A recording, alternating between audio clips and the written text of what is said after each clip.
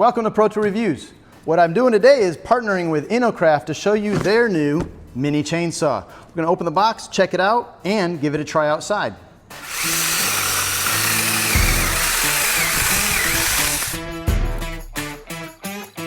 So one of my favorite things I get to do is open up new boxes. And let's see what's inside.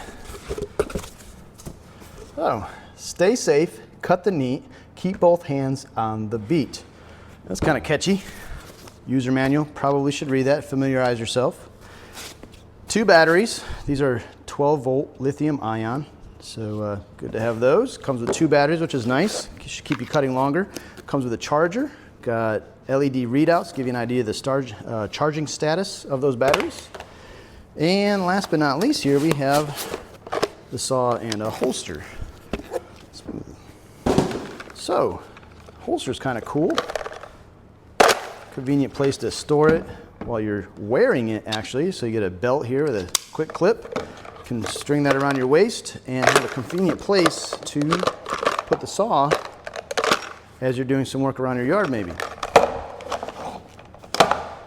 And now as for the saw, looks like a D-shaped safety handle here. We have a safety, secondary safety on the trigger, so we can't depress the trigger without pushing this down first. We have this really interesting cork overmold, if we can call it that. Some sort of cork insert here. Definitely gives you a little bit of a give, but definitely a firm grip. Curious to see how that'll hold out over time. It is ambidextrous, so you have the safety on both sides, and you can activate that up or down in order to activate that trigger. So lefty or righty, no problem there. They got you covered.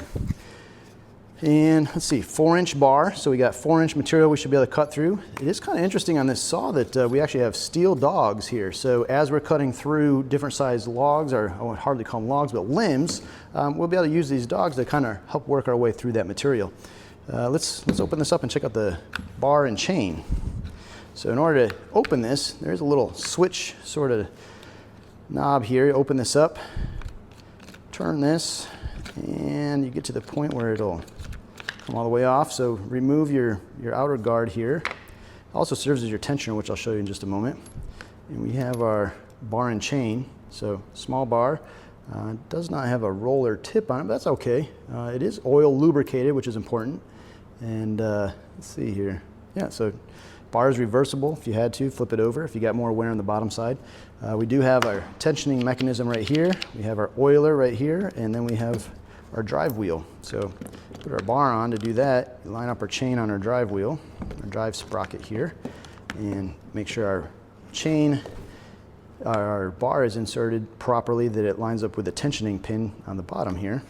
Then we line up our tensioning and bar screw, secure this down by screwing it, and you can feel the bar tension up. But if you notice, we have some play in the chain. Well, to deal with that is we have a tensioner built in here, and it says loose this way, right this way, or tight this way. So lefty loosey, righty tighty. I'm gonna go ahead and tighten this towards the right, and you'll see if you watch here, the chain actually tension up as I pull on it. And that feels like about good amount of tension, not too much, give a little give. And then you finish tightening up here, flip this down, and you're ready to go. Something else here is you have an upper blade guard that's spring-loaded. So this will keep you from accidentally touching the top of your chain, and hand should never be up in here when we're operating the saw anyways, but just in case, you have the spring-loaded guard. Allows you to get through thicker material too. As you're cutting through that material, that guard will flip up out of the way. But the last thing we have to do before we actually go out and give this a try is add some oil. And any old quality bar and chain lube will do. So we open that up, bar and chain lube. We're gonna fill this reservoir up. We don't need to go too full. We'll fill it about halfway, 3/4 of the way here. There we go. Place our cap. You don't have to go terribly tight on this either, as it is a gasketed cap, so you just need to get it snug, let the gasket do its work. There's a rubber gasket on there. Flip the cap down, wipe off any excess oil just so we keep it neat and tidy, and check our level. As you can see here, you have a little window into that reservoir, and as I have it down like this, appears empty, and as I tilt it up, you can see the reservoir actually is full enough that it fills up that window. You want to keep an eye on this as you're cutting so that this doesn't ever get down to this minimum level. You want to make sure you maintain oil in there as this chain is oil lubricated, which will, one, help the efficiency of the saw, but also increase the longevity of the chain. I think with that, we're ready to go give this a try. So before I begin cutting, I want to talk about the holster that comes with the InnoCraft mini chainsaw. It's actually pretty handy. Clips around your waist, comes with a quick detached clip, buckle, and it gives you a convenient place to store the saw while you're in between moving things around maybe. Drop it in there and you're good to go. You also have an additional security strap here you can put around it to hold the saw in place as you walk around. So flip that off and you're ready to go when you pull it out. So I have a battery in, our oil levels are good. Now we're gonna go ahead and give it a couple cuts here and see what we think. I'm gonna start out with a 1-inch branch. You know, it's small material, but a lot of your pruning and things like that's gonna deal with 1/2 inch, 1-inch small material. So let's see what we can do.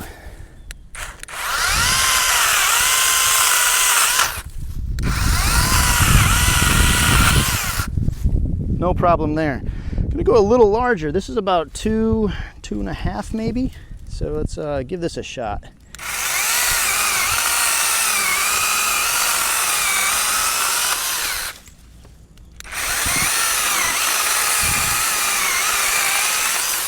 No problem. You can see that guard moves out of the way as you come through the material.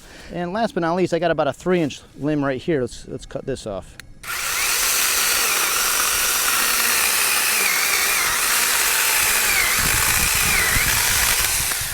And there you have it. Not too much issue with that either. So now that we had an opportunity to go outside and give this a little bit of a test, we can see that it's actually capable for probably doing some simple trimming around your yard. It's not going to be a full chainsaw replacement, obviously, but that's not what it's for. I think this is for the person needing some simple yard work, some simple trimming of their trees, and this saw will definitely do that. A couple of things I noticed, it did seem to have good chip evacuation. As I was cutting, I saw the sawdust, the wood chips all falling out of the bottom of it. That's a good thing. It's not going to collect up inside of here and clog it up. I really did appreciate the holster as well. It gives you somewhere to put the saw safely while you're not using it. It's always an issue of where do you set this tool down while you're maybe grabbing a branch or something like that. This gives you a convenient, safe place to put it so you're not going to cut yourself when you're not using the tool. So all in all, this could be a really good option for someone just needing some simple trimming. This could be had on Amazon for about $130. If you want one right now, click the link. If you like this video, give us a thumbs up. If you have any questions, comments, thoughts, or ideas, we'd love to hear those as well. Leave it in the comment section below. And if you have not subscribed, please do so you get the latest tool news and reviews as they come out. And as always, thanks for watching.